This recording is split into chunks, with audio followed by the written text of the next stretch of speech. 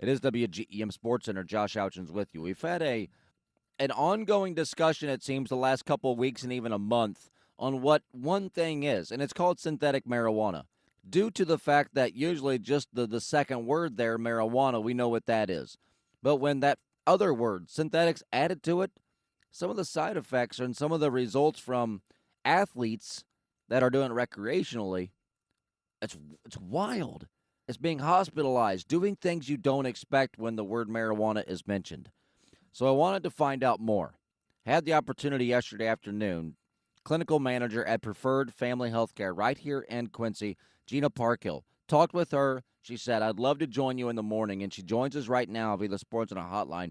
Gina, thank you so much for taking some time to help us just flat out explain some things going on, because a lot of our texters are asking and wondering and just asking, what is this thing? Truly for you, I'm asking you, synthetic marijuana, what is it? Synthetic marijuana is just exactly what the word synthetic means. It means manufactured. So synthetic marijuana, a lot of times individuals will feel like and think that it is actually marijuana because of the marijuana portion of it. But basically it is just a bunch of chemicals put together made to try to produce a high to the user. So there is well, bad side of the possibility or a bad side of the matter, right? So when you're looking at it, it's not necessarily the same thing you may get, or are people searching out this type of a drug? Absolutely.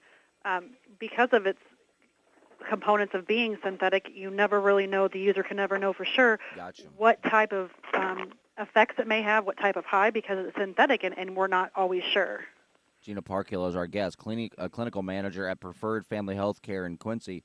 When you discuss that and you're hearing things of people walking through plate glass windows and things you never really address or look at, that, hey, that's the type of marijuana. We're hearing also that somebody got a bad reaction to it. Is that possible, or is that just a type of an excuse? No, it's absolutely, because again of its compiles of what it's worth and made of. We're never sure how someone can actually react to it. So some individuals can have some of the same effects similar to marijuana with the elevated mood, relaxation. Other times it can lead to altered perception. So in symptoms of psychosis, which is delusional or disordered thinking, where they're not kind of being detached from reality. Gina, it's interesting, and I'm reading here out of what was going on in Boston, and one of the New England Patriots player went to the police department because something was different. He didn't feel the same as maybe as when he used it recreationally in the past. He did so, and it was not illegal. Is it legal here, or is it illegal elsewhere? I mean, what is the deal with it? It is illegal in Illinois. They have a lot of times what manufacturers will try to keep ahead of the curve and try to, try to sell it under different names or change a component of it to try to make it seem like it's not really synthetic marijuana. But whereas it used to be able to be bought, even at gas stations or at shops around town, a lot of times now people are looking for it over the internet and those types of things. Somebody texted in the show the other day and asked, "Is that K2? Is that the same thing? Is it?" Yes, yeah. They're all manufactured under the same name. It just kind of depends on what the derivatives are and who's made it. Gina Parkhill is our guest, clinical manager, Preferred Family Healthcare in Quincy, wanting to just help us figure out what this is and why it's being discussed so much nationwide. We've seen some good with the likes of medicinal marijuana. Is there any good to any side that's good to this stuff or not? Well, it's hard to speak to that. I'm not. It's kind of outside of my realm. Not a Gotcha. scientist or doctor, but in my perception of what I've dealt with in seeing individuals who have come and used it, there's really not any positive sides to it. It seems to me that it's kind of there's not a whole lot of studies to know the long-term effects of the use, which that kind of heightens the needing to make sure that they are not. Who knows what could happen? Yeah. They could smoke it today, but who knows what the effect is a year from now. Who makes it? Is it somebody just randomly, or is it coming from somewhere else and then shipped in, or how is this stuff kind of manufactured?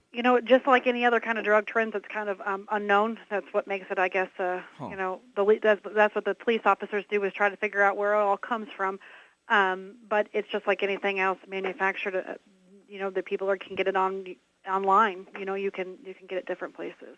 Gina Parkhill is our guest. When I asked the following question that we're hearing about it nationwide, I mentioned the K2. We heard about that a couple years ago. Is that something that you guys are still dealing with here in the area, or is it a different type of drug? No, absolutely. That has been it's been becoming a trend where more often or not people have experimented with it.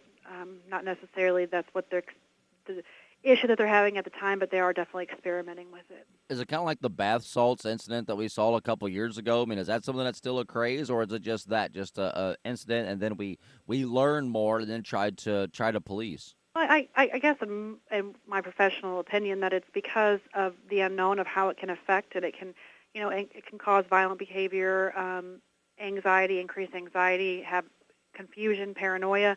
Anytime that any of those things can occur from from the drug use, we always have the possibility of an incident like that occurring. People need to reach out and find more with you, or want to maybe enlist, or if they have a problem they need to reach out, can they come see you guys, or how do they reach out to you? Absolutely. We have we have our someone staffed at the front desk from 8 to 5 Monday through Friday, but we have someone is available by phone 24 hours a day, so they would just need to call us at our phone number 224-6300 and just enlist and say that they need help, and we'd start the process of getting them in. Gina, it's something that our listeners have been wanting, and just what is it? We want to know more, and when something like this is going on, then it plays into the sports world. It's for us to kind of ask and find the people that know, and you are one, and I can't thank you enough for taking some time this morning to help us just explain some different things. We appreciate it. No problem. Anytime. We're always available. Gina Parkhill, clinical manager, once again, Preferred Family Health Care right here in Quincy. It's interesting, that word, synthetic, to where it's man-made to resemble the actual. You just never, so it'd be like a marijuana laced.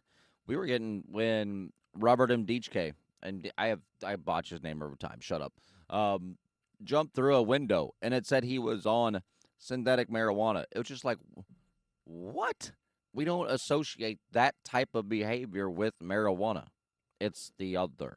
It's the synthetic. You just don't know what's in it. 217-617-9437. Illinois Signal text line. It is WGEM Sports Center. Josh Ouchins with you. We've had an ongoing discussion, it seems, the last couple of weeks and even a month on what one thing is, and it's called synthetic marijuana. Due to the fact that usually just the second word there, marijuana, we know what that is.